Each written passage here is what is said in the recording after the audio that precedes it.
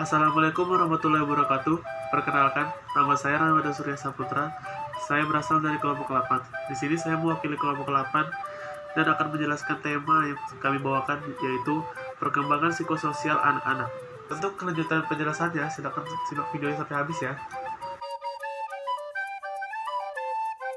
Perkembangan adalah proses perubahan dari suatu keadaan ke dalam keadaan yang lain, dan proses tersebut berlangsung secara terus-menerus.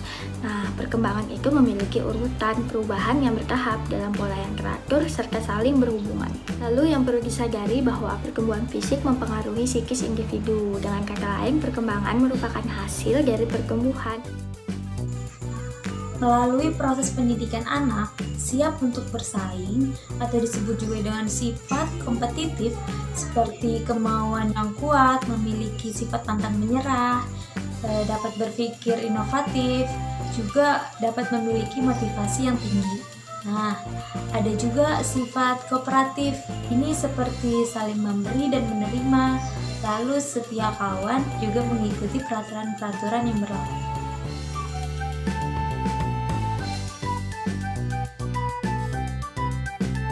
Yang pertama adalah interaksi dengan teman sebaya. Sejumlah besar tingkah laku yang timbul dengan cara menirukan, belajar model, dan reinforcement dari pihak teman-teman sebaya. Di sini sudah nampak preference atau pemilihan yang khas menurut jenis kelamin serta cara memberi pengaruh. Sampai dengan umur 5 atau 6 tahun, masih ada sedikit pengaruh dari anak perempuan terhadap anak laki-laki maupun sebaliknya. Namun, semakin lama, anak laki-laki ini akan terpengaruh oleh anak laki-laki pula, sedangkan anak perempuan juga akan terpengaruh oleh anak perempuan. Yang kedua adalah perkembangan motivasi prestasi.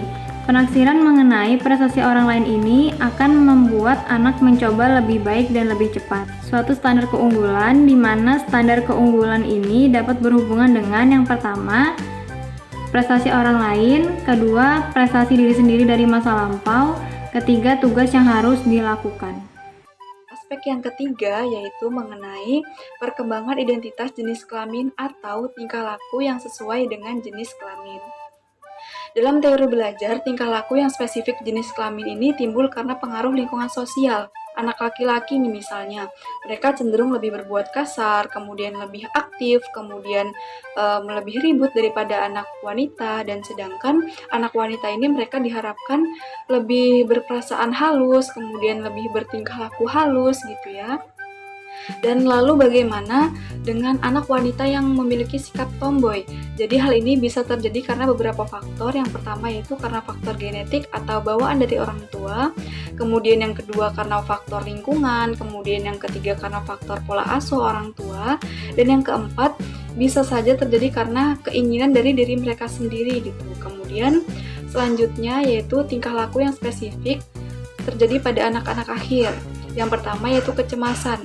Hal ini terjadi pada anak usia 8 atau 9 tahun dan cenderung terjadi pada anak wanita dibandingkan anak laki-laki. Yang kedua yaitu kecakapan-kecakapan verbal.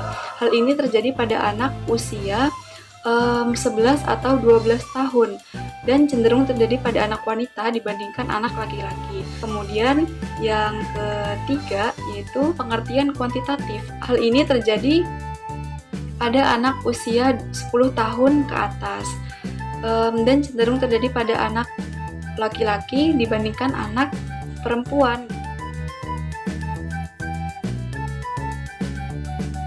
Perkembangan sosial anak dapat dipengaruhi oleh beberapa faktor. Yang pertama yaitu faktor keluarga.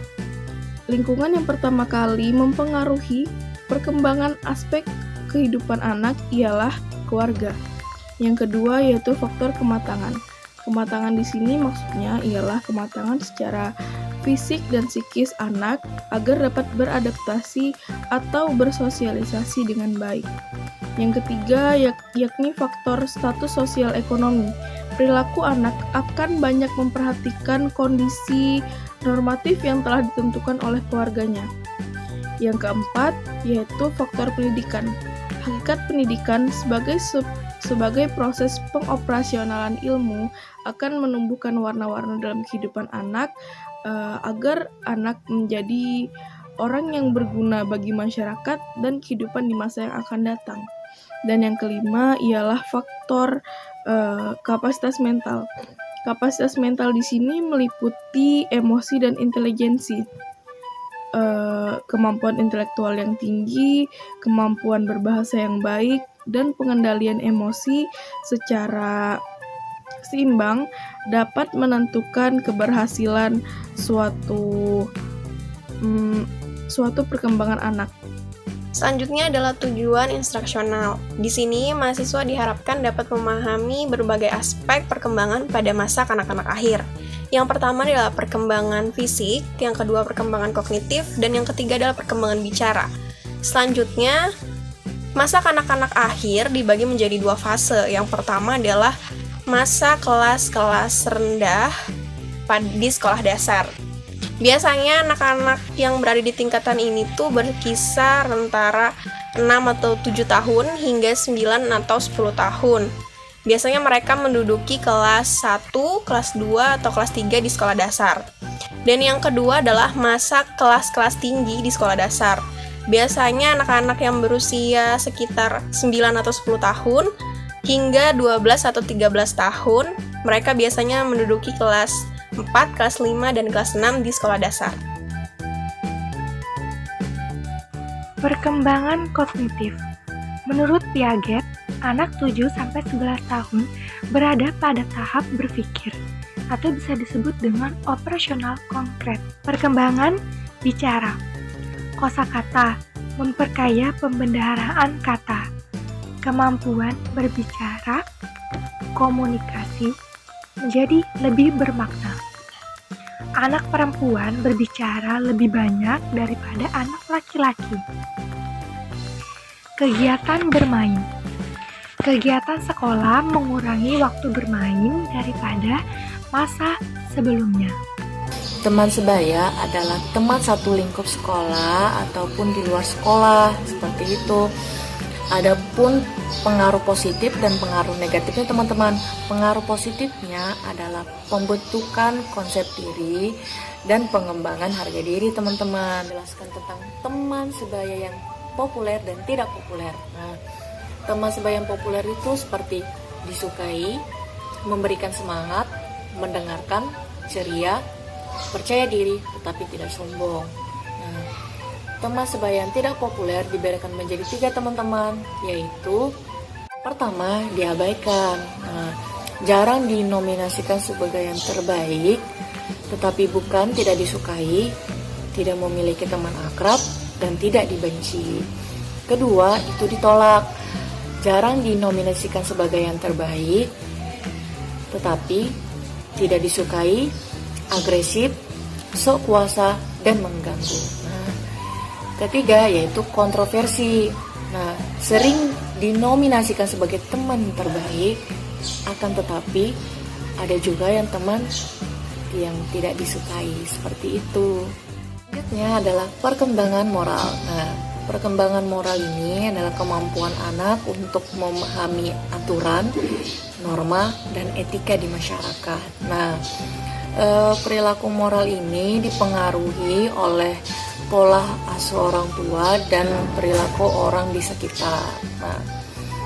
Menurut Holberg, perkembangan moral berada pada tahap konvensional. Yang artinya sikap yang kita lihat pada tahap ini adalah sikap ingin loyal, ingin menjaga, menunjang, dan memberi justifikasi pada ketertiban. Sekian video penjelasan dari kami tentang perkembangan psikososial anak-anak. Semoga bermanfaat. Terima kasih telah menyaksikan video dari kami. Lebih dan kurangnya mohon maaf. Wabillahi taufiq wal hidayah. Wassalamualaikum warahmatullahi wabarakatuh.